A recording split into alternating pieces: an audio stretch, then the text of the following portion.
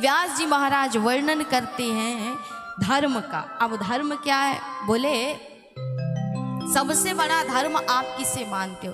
देखिए व्यास जी महाराज ने सत्य पर ज़्यादा जोर इसलिए दिया है क्योंकि यदि आप अपने जीवन में सत्य बोलने का संकल्प लेते हैं तो भगवान कहते हैं जिसने सत्य के मार्ग को नहीं छोड़ा और सत्य का संकल्प ले लिया तो उसकी पूजा भी सार्थक है, उसका मंदिर जाना भी सार्थक है, उसका हर कर्म सार्थक है। और जिसने असत्य का सानिध्य ले लिया तो उसके द्वारा चाहे हीरे मोती भी चढ़ाए जाए भगवान स्वीकार नहीं करते हैं। और जिसने सत्य का आश्रय ले लिया वो चाहे कितना भी गरीब से गरीब हो, भगवान के सामने कोई VIP कोटा तो होता नहीं, इसलिए सब प्रिय है ईश्वर को।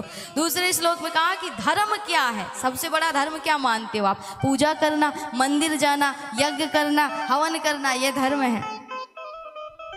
तो कहा महाराज सबसे बड़ा धर्म है एक धर्म, दूसरा परम धर्म। तो सबसे बड़ा धर्म है जिसमें पराये के हित की भावना हो, जिसमें पराये के हित का कल्याण का भाव छुपा हो। एक संत जा रहे थे मार्ग से तो एक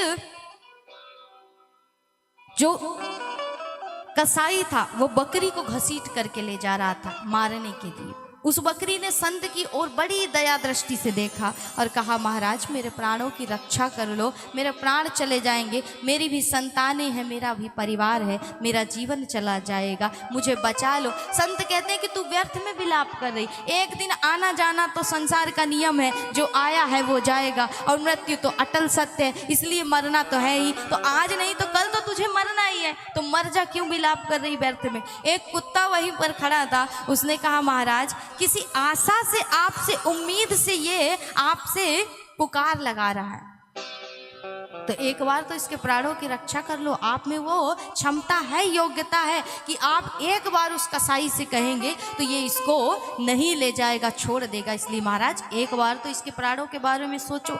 लेकिन संत कहते हैं कि तू भी व्यर्थ में प्रलाप कर रहा है, व्यर्थ में बोले जा रहा है, क्योंकि आना जाना सृष्टि का नियम है और ये मोह माया ही है जो बांधे हुए है और संसार से हमें आने जाने में बाधा पहुंचाती है, इसलिए क्यों व्यर्थ में विलाप कर रहा है। तो उस कुत्ते ने कहा ठीक है महाराज कोई बात नहीं, उपदेश तो बड़े बड़े दे रहे हो, लेकिन जब जिसके प्राण जाने वाले हो उसके सामने उपदेश किसी काम के नहीं होते।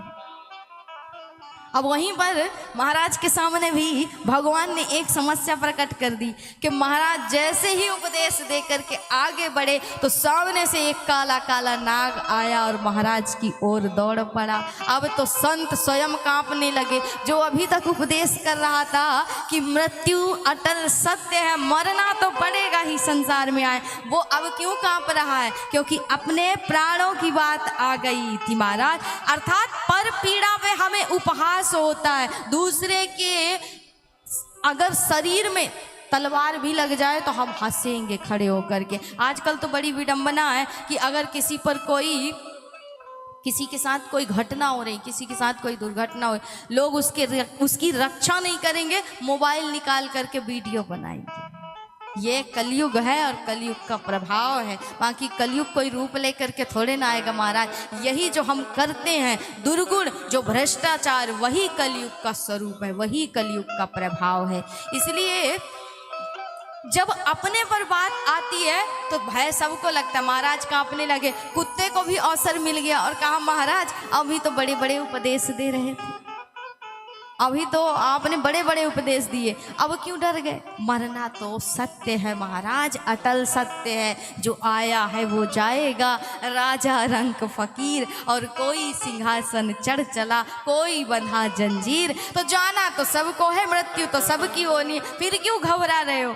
महाराज ने कहा कि मुझे उपदेश की आवश्यकता नहीं, तू मेरे प्राणों की रक्षा कर। महाराज उपदेश तो तुम भी दे रहे थे उस बकरी को, उस समय पता नहीं चला, क्यों? क्योंकि वो उसके प्राणों पर संकट था, तुम्हारे प्राणों पर नहीं था। उस कुत्ते ने जा कर के उस बकरी के प्राण बचाए और लौट करके आया तो उस संत के भी प्राण बचाए और कहा महाराज एक बात जान लेना कि ईश्वर आपके किसी तपस्या से, आपके किसी पूजा से प्रसन्न नहीं होते। ईश्वर प्रसन्न होते हैं जब आप किसी की सहायता करते हो, आप किसी के सहयोग में उसकी मदद करते हो, आप पर पीड़ा को समझते हो, उस दिन ईश्वर आप पर प्रसन्न होता है और वही परहित का कार्य आपके कर्म को बनाता है। इसलिए सबसे बड़ा धर्म परम धर्म होता है जो जगत के कल्याण के लिए होता है। और परम धर्म क्या है बोले महाराज, तो परम धर्म है कृष्ण कथा, अर्थात जो सदैव कल्याण करने वाली है।